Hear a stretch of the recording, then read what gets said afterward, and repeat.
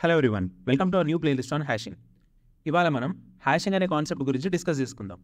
పాత రోజుల్లో కంప్యూటర్స్ లేనప్పుడు హోటల్స్లో కానీ, స్కూల్స్లో కానీ, ఫ్యాక్టరీస్లో కానీ రికార్డ్స్ని మెయింటైన్ చేయడానికి రిజిస్టర్స్ వాడేవాళ్ళు. Consider the example of a hotel. ఒక హోటల్లో ఉన్న రూమ్స్లో ఏవి వేకెంట్, ఏవి ఆక్యుపైడ్ అని తెలుసుకోవడానికి రిజిస్టర్స్లో రూమ్ నంబర్ అండ్ దేర్ స్టేటస్ని మెయింటైన్ చేసుకునేవాళ్ళం. 101 అనే రూమ్ ఆక్యుపైడ్ అనుకోండి, ఆక్యుపైడ్, వేకెంట్,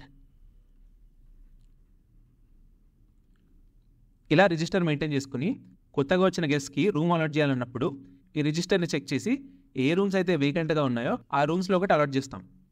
ఇలా మెయింటైన్ చేసుకునేటప్పుడు ఇవి కీస్ అనుకోండి, ఇవి వాటి కరెస్పాండింగ్ వాల్యూస్ అనుకోండి. ఇలాంటి రిజిస్ట్రీనే కంప్యూటర్స్లో హ్యాష్ టేబుల్ అంటున్నాం. హ్యాష్ టేబుల్లో కీస్ అండ్ వాల్యూస్ రెండు ఉంటాయి. ఈ హ్యాష్ టేబుల్ యొక్క ప్రాపర్టీ ఏంటంటే ఇందులో ఉన్న కీస్ విల్ బి యునీక్. ఈ కీస్ యునీక్ కాకపోతే వచ్చే ప్రాబ్లమ్స్ ఏంటి? 101 అనే రూమ్ నంబర్ రిపీట్ అయిందనుకోండి,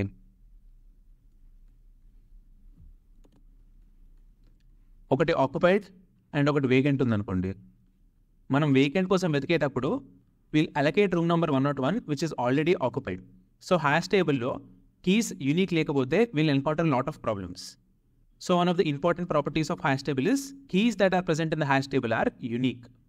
Let's take another example. ఒక array తీసుకుందాం.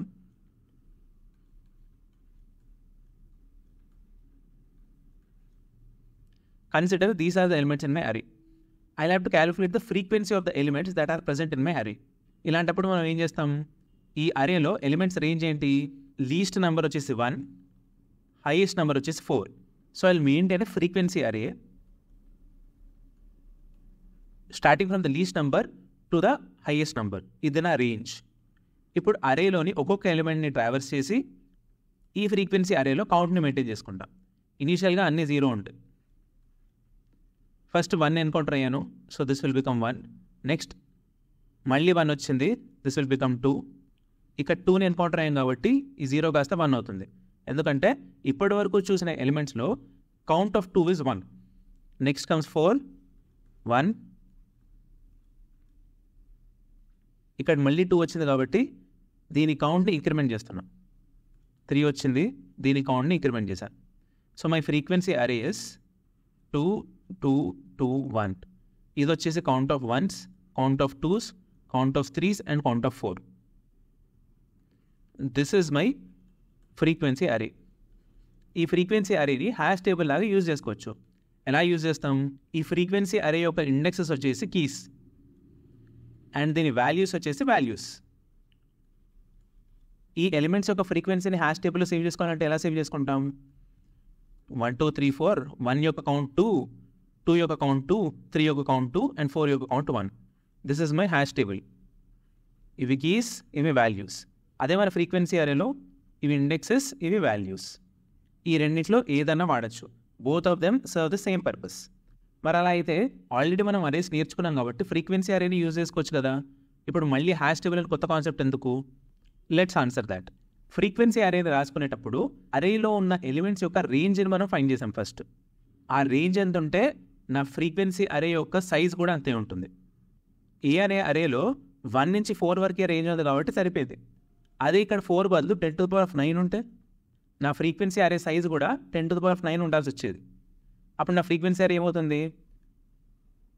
1 కౌంట్ 2, 2 కౌంట్ 2, 3 కౌంట్ 2 ఇవి ఇలాగే ఉంటాయి. ఈ 4 బదులు 10⁻9 రాసాను కాబట్టి ఇది 0 అయ్యేది.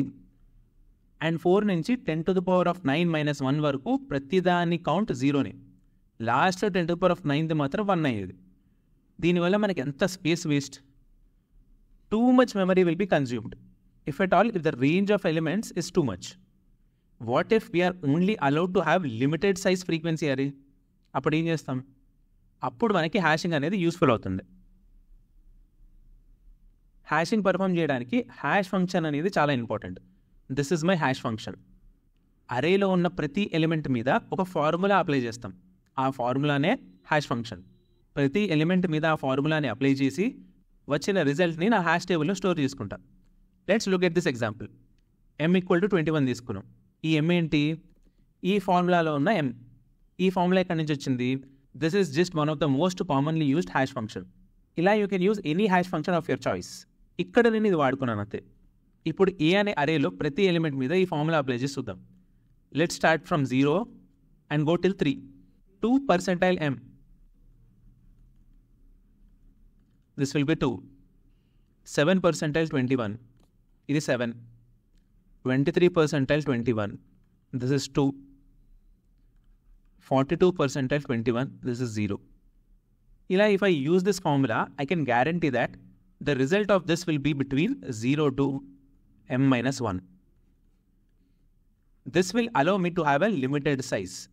A limited size enti m. If you do percentile m on the elements of the array, you are bound to get a result between 0 to m minus 1. So simple ga na hash table lo 0 నుంచి m minus 1 వరకు keys ని పెట్టుకుంటా. And నా values వచ్చేసి ఈ formula apply చేసిన తర్వాత వచ్చే రిజల్ట్ ఏదైతే ఉందో దానికి అగెయిన్స్ట్గా నా నంబర్ని వేసుకుంటా. 2 percentile 21 is 2. సో 2కి అగెయిన్స్ట్గా 2ని ప్లేస్ చేసుకుంటున్నాం. 7 percentile 21 is 7. సో 7కి అగెయిన్స్ట్గా 7ని ప్లేస్ చేసుకుంటున్నాం. 23 percentile 21 is 2. సో 23ని కూడా 2కి అగెయిన్స్ట్గానే ప్లేస్ చేసుకుంటున్నాం. 42 percentile 21 is 0. సో 0కి అగెయిన్స్ట్గా 42ని ప్లేస్ చేసుకుంటున్నాం. ఈ హ్యాష్ టేబుల్లో if I want to search an element 23 మీద ఈ ఫార్ములాని అప్లై చేసి చూస్తా. నాకు వచ్చే రిజల్ట్ 2. సో నా హ్యాష్ టేబుల్లో డైరెక్ట్గా 2కి వెళ్ళిపోయి I'll check what are the values. Here I can find my 23.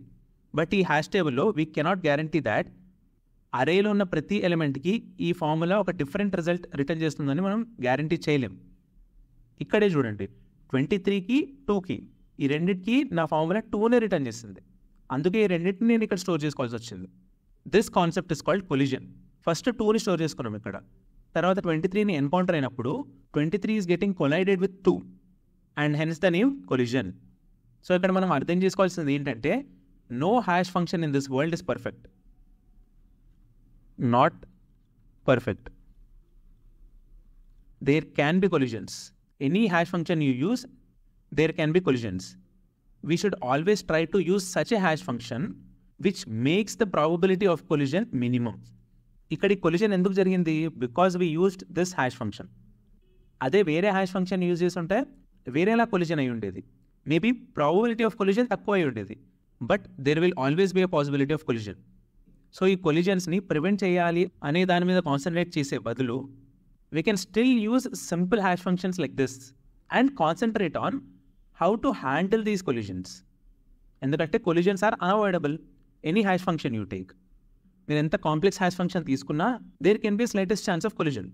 దాని బదులు సింపుల్ హ్యాష్ ఫంక్షన్స్ యూజ్ చేసి will concentrate on how to handle these collisions. మీరు ఇక్కడ చూస్తే మనం తెలియకుండానే వీ హ్యాండిల్ ద కొలిజన్. ఎలా? 2ని 23తో ఓవర్ రైడ్ చేయకుండా 2 పక్కన 23 వేసుకున్నాం.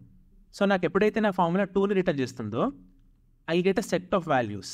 ఈ సెట్ ఆఫ్ వాల్యూస్లో నేను నాకు కావాల్సిన నెంబర్ వెతుక్కోవాలి. And that concept is called chaining. Chaining is a way to handle collisions. Let's understand this better using this example. This is m value. This is my array. So let's apply this formula here. 2 percentile 5 is 2. 7 percentile 5 is 2. 4 percentile 5 is 4. 5 percentile 5 is 0. 12 percentile 5 2. 15 percentile 5 0. 5 percentile 5 0. 1 percentile 5 1. 2 and 1.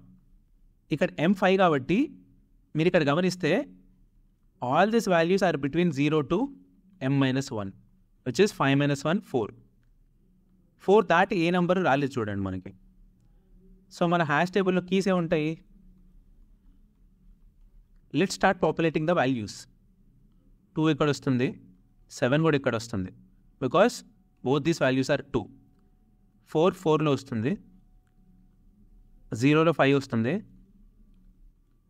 12కి వచ్చిన value 2 కాబట్టి ఈ hash టేబుల్లో 2ని వెతుకుతాం. ఇక్కడ already values ఉన్నాయి, దీనికి నేను 12ని append చేశాను. 15 5 1 6 అండ్ దెన్ ఇక్కడ 2 రిపీట్ అయింది అండ్ ఇక్కడ 2 ఆల్రెడీ ఉంది. So here we have a choice to make. Numbers repeat అయినప్పుడు we can just ignore it because the number already exist. Or if we choose to store the count of the repeating numbers we can do that. అది ఎలా చేయొచ్చు? ఇక్కడ simple numbers బదులు we can store tuples. 2 రెండుసార్లు repeat అయింది కాబట్టి comma 2 రాసుకుంటున్నా. 7 ఒకటేసారి repeat అయింది కాబట్టి కామా 1. 12 ఒకటేసారి రిపీట్ అయింది కాబట్టి కామా 1. ఇవి కూడా అలాగే రాసుకోవచ్చు. ఈ హ్యాష్ టేబుల్ని పాపులేట్ చేయడానికి ఆ time complexity would be big of n. ఎందుకంటే we have to travels through each and every element of the array, apply our hash function on each and every element of the array and then store it in hash table. ఈ hash టేబుల్లో if I want to search for a key, ఈ hash టేబుల్లో key values వచ్చేసి 0, 1, 2, 3, 4. ఈ అన్నిట్లో ఏదైనా ఒక కీని వెతకాలంటే దాని time complexity would be big of 1. This is for searching in a hash table. Because we have to insert, మన total time complexity is becoming big of n. ఈ హ్యాష్ టేబుల్లో అగేన్స్ట్ ఎవ్రీ కీ కొలిజన్ అయినప్పుడల్లా we are storing a set of values 5, 2 and 15, 1. So ఇలా more then 1 value store చేసుకుంటాం కాబట్టి this is called chaining. Java 7లో చైనింగ్ని implement చేసేటప్పుడు if at all the chain size అంటే ఏంటి, ఈ చైన్లో ఉన్న నంబర్ ఆఫ్ ఎలిమెంట్స్. ఇప్పటి వరకు దీన్ని అరే ఆర్ లింక్ లిస్ట్గా స్టోర్ చేసుకున్నాం. If at all the chain size becomes greater than or equal to 4, దాన్ని BSTగా స్టోర్ చేసుకుంటున్నారు. And that too from Java 7. Java 8 నుంచి irrespect of this condition, whenever we are using chaining, values are stored as BST. BST అంటే గుర్తుంది కదా, మన trees ప్లేలిస్ట్లో నేర్చుకున్నాం, binary search tree. Here the time complexity is big of 1 if you want to search a key in the hash table.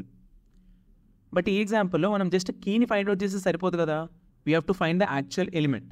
In the worst case, if I have an array populated with all the elements which exactly gets divided by 5, అన్ని multiples of 5 ఉన్నాయి అనుకోండి, ఆ hash టేబుల్లో ఒకటే key ఉంటుంది 0, అందులో 5, 15, 20, 10, 25 ఇలా అన్నిటిని స్టోర్ చేసుకుంటూ వెళ్తాం. In this case, the size of this will be equal to n, where n is the size of the array. So in case lo searching these elements, time complexity will also become n, because we are storing these elements in an array inside the hash table, either array or linked list. In రెండు కేసెస్లో searching for an element time complexity is big of n. ఈ array or linked list బదులు if we are storing them in a BST, search becomes big of log n. Time కాంప్లెక్సిటీని big of n నుంచి big of log n కి optimize చేయడానికి we are storing these values in a BST from Java 8. So when you use BST in order to save the values in chaining, search time complexity will become big of n and insert time complexity will become big of log n. జావాలో mainly మనం 4 types of hash tablesతో deal చేస్తాం, and those are hash map, hash set, tree map and tree set. ఈ tree అనే పేరుతో ఉన్నవి ordered, or you can call them sorted. ఇందులో ఏ కీస్ అయితే మీరు ఇన్సర్ట్ చేస్తారో ఆటోమేటికలీ ఆ కీస్ సార్టెడ్ ఆర్డర్లో స్టోర్ అవుతాయి. These 2 are unordered. This is the difference between hash and tree. No what is the difference between map and set? Map అంటే ఏం లేదు, టేబులే. టేబుల్లో కీస్ అండ్ వాల్యూస్ ఉంటాయి. సెట్ అంటే ఓన్లీ కీస్ ఉంటాయి, వాల్యూస్ ఉండవు. ఇంటర్నల్లీ హ్యాష్ సెట్ కూడా హ్యాష్ మ్యాపే, where value will be null. So when we need to only store keys, we will be using hash set or tree set. Keys and value store చేయాలనుకున్నప్పుడు will be either using hash map or tree map. Difference between hash and tree is hash is unordered, tree is ordered. So హ్యాషింగ్లో మీరు తెలుసుకోవాల్సిన important concepts: hash table, hash function, collisions, how do you handle collisions using the concept of chaining, and మనం code చేసేటప్పుడు these are the 4 commonly used hash tables in Java. Hope you got a good understanding about hashing. That's it for today. Let's meet in the next video with new problems on hashing. Until then, stay tuned, stay focused, keep learning.